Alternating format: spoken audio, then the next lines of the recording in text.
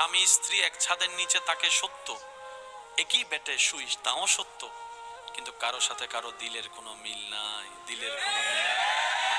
দেহ তাদের কাছে, দিল তাদের অনেক দূরে। অনেকে তো বাচ্চা হয়ে যাওয়ার কারণে সংসার ছাড়তে পারে না বলে সংসার করে যাচ্ছে, অনেকে সামাজিকতার ভয়ে সংসার করে যাচ্ছে, অনেকে তো এমনও আছে লাল শাড়ি পরে ঢুকেছি শ্বশুর বাড়িতে, সাদা শাড়ি পরে বের হব এই স্বপ্ন লালন করা আশা। আমার বোনটার প্রত্যেকটা সেকেন্ডে মৃত্যুর মতো যন্ত্রণা করে সংসার করা লাগছে, এমন অনেক ভাই বোন আছে না নাই? এবার এটাকে যদি আপনি জীবন মনে করেন এটা আপনার ব্যক্তিগত ব্যাপার, কিন্তু এটা তো জীবন। বলেন না ভাই, এটা কি জীবন? অনেক মানুষ আছে 20, 25, 30 বছর বয়সে দুনিয়ার কষ্টের কারণে মারা গিয়েছে, এমন অনেক আছে। তাদের মন মরে গেছে, কিন্তু দেহ কবরে যেতে হয়তো 60, 65, 50 বছর সময় লাগে। আশা করি বুঝে নেবেন আমার কথাটা। এমন অনেক মানুষ আছে দুনিয়ার বিভিন্ন কষ্টদায়ক বিষয়ের কারণে 20, 25, 30 বছরে তাদের মন, চিন্তা, স্বপ্ন সব মরে গেছে, শুধু একটা কবর নিয়ে বেঁচে শুধু হাঁটতে থাকে, চলতে থাকে রোবটের মতো, অপেক্ষা করছে কখন জানি সেই দেহটাকে রুটা বের হবে, ওই দেহটা কবরে দেওয়া হবে, বাস এতটুকুই। অনেক জীবিত মানুষের মৃত্যুর মতো আছে, অনেক মৃত মানুষের জীবিতের মতো আছে, কথা বলেন ঠিক কিনা? আল্লাহ তাআলা আমাদের সবাইকে শান্তির জীবন দান করুক, সবাই বলেন আমিন। আচ্ছা, কম বেশি সবার টাকা আছে তো? বলেন, কম বেশি সবার কাছে খাবার? একটু উত্তর দিলে আমি খুশি হব। খাবারের কাছেই হচ্ছে পেট ভরা, এটা ফোলাও খান আর শাক দিয়ে খান, কাজ একটাই। মজা কতটুক জানেন? জাস্ট এই এতটুক মজা। এখানে নেমে গেছে আর কোনো মজা স্বাদ কিছু, এই আমরা এতটুকুর জন্য পাগলামি করি, কথা বলেন না রে ভাই, ঠিক কিনা? কন্টনালি দিয়ে নেমে গেলে কোনটা পোলাও, কোনটা রোস্ট, কোনটা বিরিয়ানি বোঝার কোনো সুযোগ। যত আপনি জীবনকে বুঝতে শিখবেন আপনার জন্য দুনিয়াও নিয়ামত হবে, আখিরাতও সুন্দর হবে। বলেন না সুবহানাল্লাহ? আরেকটু জোরে বলেন সুবহানাল্লাহ। এবার আমার কথাগুলো একটু মনোযোগ দিয়ে শুনবেন, অঙ্কগুলো মিলাবেন, অঙ্ক মিললে নিবেন, না মিললে আমার দরকার নেই। একটু খেয়াল করেন, সৃষ্টিকর্তা যা বানিয়েছেন সব বানানোর পরে তিনি স্বইচ্ছায় আশরাফুল মাখলুকাত বলে আপনাকে সৃষ্টির 1 নম্বর বানিয়ে দিয়েছেন। আপনার আমার আমাদের যোগ্যতা থাক না থাক, কোয়ালিটি থাক না থাক, স্রষ্টা যেহেতু বলেছেন রোল নাম্বার 1 মানুষ, দ্যাট মিন্স মানুষই 1 নম্বর। মানুষের উপর আর কিছু, একটু উত্তর দেন, মানুষের উপর আর কিছু? 1000 মানুষ, 5000 মানুষ বসে আছে, পিছন থেকে কেউ যদি বলে একটা সাপ আসছে, আমি বলবো না, আপনারা বলেন বাকি কয়টা সাপ এখনো কি দেখেছি? শুধু নাম শুনছি 5000 মানুষ। এবার বলেন শ্রেষ্ঠকে, মানুষ না সাপ? মানুষ যে ফালাই যায় হে শ্রেষ্ঠ। একটা সাপের নাম শুনে 5000 মানুষ পালালো, শ্রেষ্ঠ কে দাঁড়ালো? আমি শুনি নাই, আরো জোরে। কিন্তু আল্লাহ বলে যে মানুষ শ্রেষ্ঠ। একটা বাঘ মামা যদি এখন কোটবাড়ি এলাকায় এসে শুধু একটা গর্জন দেয়, ডাক দেয়, সবাই ঘরের ভিতরে যায়।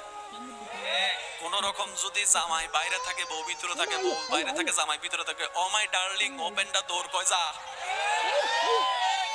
বাস্তব না বাস্তব আপনারা বলেন? কয়টা বাঘ? আরো জোরে, আরো জোরে। এবার বলেন শ্রেষ্ঠকে, আরো জোরে। হ্যাঁ, আচ্ছা জাগার নামও তো বাঘমারা, বাঘ বাঘে শুনলো জীবন আইতো না, কয় এটার মনে আমার পূর্বপুরুষকে মারছে মনে হয়। একবার বলি মারহাবা। শ্রেষ্ঠকে? রব বলে যে আমার দৃষ্টিতে মানুষ শ্রেষ্ঠ। অনেকে এমন আছেন একটা তেলাপোকা দেখলে, কথা বলেন আরে ভাই, এত লম্বা 3.5 হাতের, এত 6 ফুট 5 ফুটের লম্বা মানুষ যে আঙ্গুল দিয়ে চিপলে তেলাপোকা শেষ, এমন মানুষও তেলাপোকা যদি একটা দেখে এক রুমে, লাভ দিয়া আরেক রুমে চলে যায়। রাতে ঘুমের মধ্যে যদি স্বপ্নে একবার কোনো কারণে কোনো সাপ দেখে, সেই মানুষের রাতের ঘুম, কোন রকম সাহস করে যদি একটু ঘুম চোখটা বন্ধ করে মনে মনে বলে আইতাছে পায়ের দিক দিয়ে, আইতাছে পায়ের দিক দিয়ে। আপনাকে বুঝতেছেন আমার কথা? আমি আপনার কথা বলছি, আমার কথা বলছি, আমাদের কথা বলছি। এত বড় সৃষ্টির শ্রেষ্ঠ হয়ে একটা তেলাপোকার ভয় আপনার আমার হৃদয় কম্পন করে, একটা সাপের ভয় হৃদয় কম্পন করে, একটা বাঘের নাম শুনলে শরীর কেঁপে যায়। তাহলে আর শ্রেষ্ঠ হলাম কোথায়? শ্রেষ্ঠ তো তারা হলো, রব বলে ভয় তো পাবি তোরা, কারণ আমি তোদেরকে শ্রেষ্ঠত্ব বানিয়ে দিয়েছি, কিন্তু তোরা সেটাকে ধরে রাখতে জানিসনি, ধরে রাখতে জানিসনি। সুবহানাল্লাহ বলতেছেন। আমি রব দয়া করে তোদেরকে সৃষ্টির রোল নাম্বার 1 বানিয়েছি, এটা আমি রবের দয়া। এবার তোদের কাজ ছিল সেই 1 নাম্বার রোলটাকে ধরে রাখার জন্য পরিশ্রম করা, রিয়াজত করা, সাধনা করা, ইবাদত করা। কথা বলেন না রে ভাই, কথা বলেন না। রব বলে আমি দয়া করে বানিয়ে দিয়েছি, ধরে রাখার দায়িত্ব তোদের।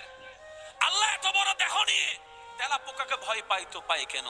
আল্লাহ এত বড় দেহ নিয়ে একটা মাকড়সা বাথরুমে ঢুকলে সেখানে আর ঢুকে না, যেরকম অনেক মানুষ ওইখানে বসার মধ্যে আছে।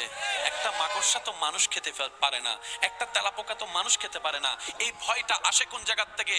তখন রব্বুল আলামিন বলে, যেই অন্তর থেকে সৃষ্টিকে ভয় পাওয়া হয়, তোরা যদি চাস সৃষ্টিকে ভয় না পাতে, একটা কাজ কর, তোদের হৃদয়ে, তোদের শয়নে, তোদের স্বপনে, তোদের চিন্তায় আমি আল্লাহর ভয়কে জায়গা করে দে, আমি আল্লাহর ভয়কে জায়গা করে দে। ইত্তাকুল্লাহ, আমি রবকে ভয় করা শুরু কর। যার হৃদয়ে আমি রবের ভয় থাকবে, সৃষ্টি জগৎ তাকেই ভয় পেয়ে সম্মান করতে থাকবে। আরে তাকবীর,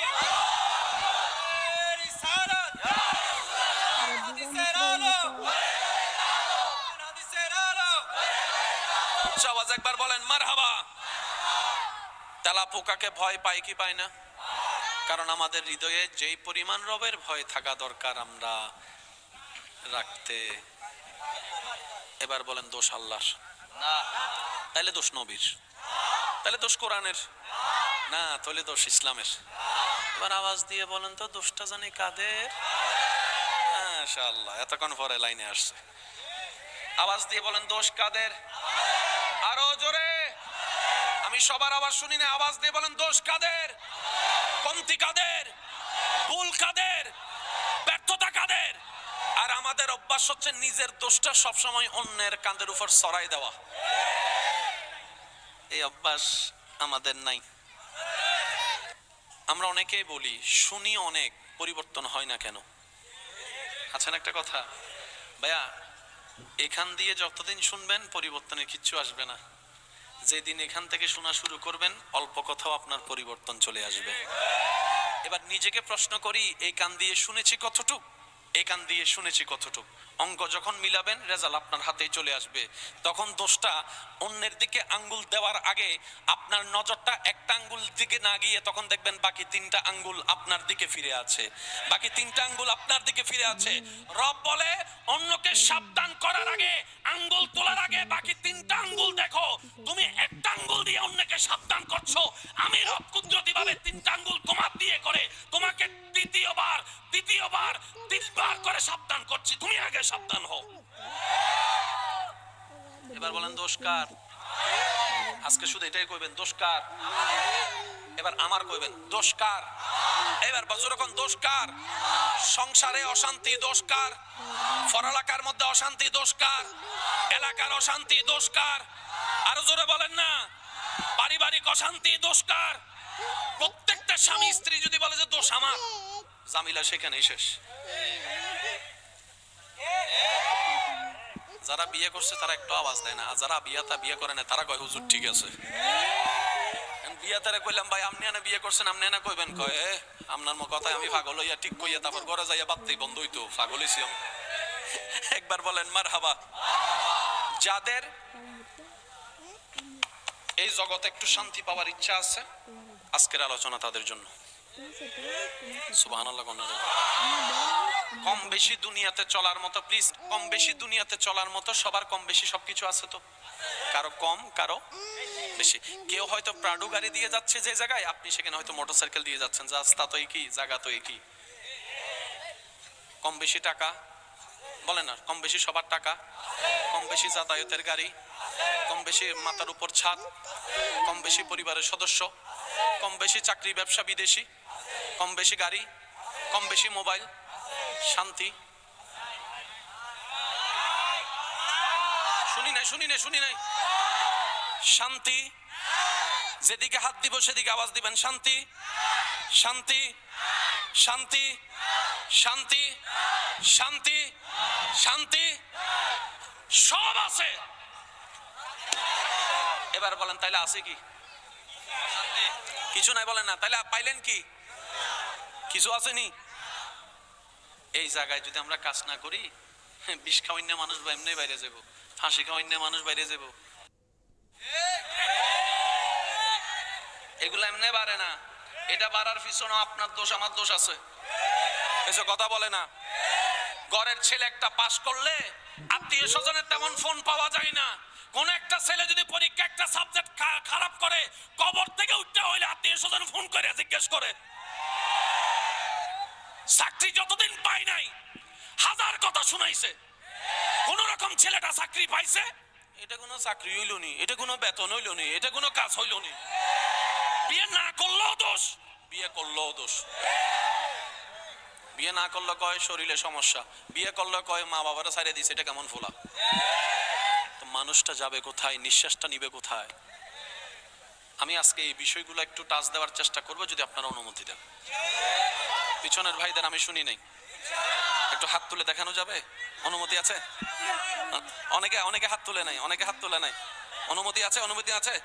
নারায়ে তাকবীর, নারায়ে তাকবীর, নারায়ে রিসালাত। ফুল ভলিউমে একবার বলেন মারহাবা। টাকাওয়ালা শান্তিতে, টাকা ছাড়াও শান্তিতে, গাড়ি বাড়িওয়ালা শান্তিতে, ফ্যাক্টরিওয়ালা শান্তিতে, পাওয়ারওয়ালা শান্তিতে, সুন্দরী বিয়ে কইরাও শান্তিতে, সন্তানের বাবা মা শান্তিতে, সন্তান হারাও শান্তিতে, ডাইনেওয়ালা শান্তিতে, একটু জোরে বলেন বামেওয়ালা শান্তিতে, ইঞ্জিনিয়ার শান্তিতে, ডাক্তার শান্তিতে, ডক্টর শান্তিতে, বৈজ্ঞানিক শান্তিতে, ড্রাইভার শান্তিতে।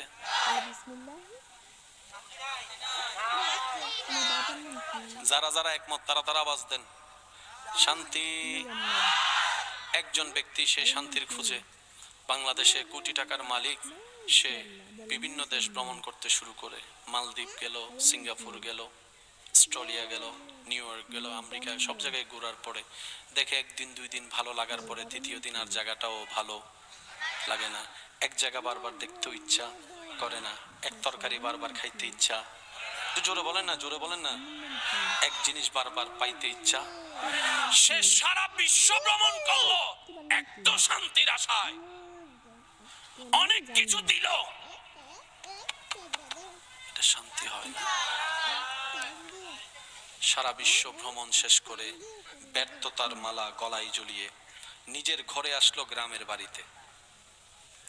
মাটির একটি ঘর, নিস্তব্ধ রুমের মধ্যে দরজাটা বন্ধ করে বসে আছে। বাহিরে ল্যান্ড ক্রুইজার, প্রাডোর মতো বড় বড় গাড়ি, ম্যানেজার সহ দাঁড়িয়ে আছে। স্যারের কি হলো? স্যার বলে যে আমার সব আছে, একটু শান্তির যদি ব্যবস্থা করে দিতে পারতি। বিশ্বের বড় ডক্টরের অ্যাপয়েন্টমেন্ট নেই, ওনার সাথে দেখা হলেও যদি একটু শান্তি পাওয়া যায়। যে ডাক্তারের কাছে যাই উনি শুধু ঘুমের ওষুধ দিয়ে কাম সেরে ফেলে, শান্তি তো কেউ দিতে পারে না। সব ব্যর্থতা যখন, সবকিছু চেষ্টা করে ব্যর্থতা যখন সামনে আসলো, নিজের বদ্ধ রুমে লাইটটা বন্ধ করে ভাবতে লাগলো শান্তি কোথায়, শান্তি কোথায়, কি দিলে তুই শান্তি হবি? প্রশ্ন যখন বারবার করতে থাকে, হঠাৎ করে গত জুমায় নামাজ পড়া ইমামের একটি বক্তব্য ওনার মাথায় স্মরণ চলে আসলো। এবার সেই কাজ মোতাবেক আলেমের পরামর্শ অনুযায়ী উনি কি করলো, একটি জায়নামাজ বিছিয়ে ডাইরেক্ট রবের দরবারে সিজদায় চলে গেল, মাথা ঝুঁকাই দিল, কপাল ঝুঁকাই দিল, নাক ঝুঁকাই দিল, হাত ঝুঁকাই দিল, রবের দরবারে সিজদায় চলে গেল। সুবহান আল্লাহ, আরেকটু জোরে বলতে হবে সুবহান আল্লাহ। কপালটা ওনার মাটিতে ঝুঁকাই দিল, নাকটা সিলিন্ডার করে দিল, হাত দুইটা সিলিন্ডার করে দিল, কোমরটা ভেঙে হাঁটুটা ভেঙে দিল রবের দরবারে, চোখটা বন্ধ করে সিজদায় পড়ে আছে। কি অলৌকিক কাজ কারবার তার সামনে আসতে শুরু করলো। দেখে সেকেন্ডের কাঁটা যত বাড়তে থাকে, কেমন জানি এতদিনের তালাশ করা সেই শান্তি তার হৃদয়ের মধ্যে অনুভব হতে থাকে, অনুভব হতে থাকে। এবার সে যখন সে শান্তির ছোঁয়াটা অন্তর অনুভব করতে লাগলো, সেকেন্ড বাড়াইতে লাগলো। এবার 5 second, 10 second, 15 second, 20 second, 30 second, যত সেকেন্ড বাড়তে থাকে, কেমন জানি তার বুকের ভিতরের পাথরটা আস্তে আস্তে হালকা হতে থাকে। সুবহানাল্লাহ। এবার হালকা হতে হতে এক পর্যায়ে বুক ফেটে যেন চোখ থেকে পানি পড়া শুরু করলো। এক অজানা কারণে চোখ থেকে অজর দ্বারা পানি পড়তে শুরু করলো।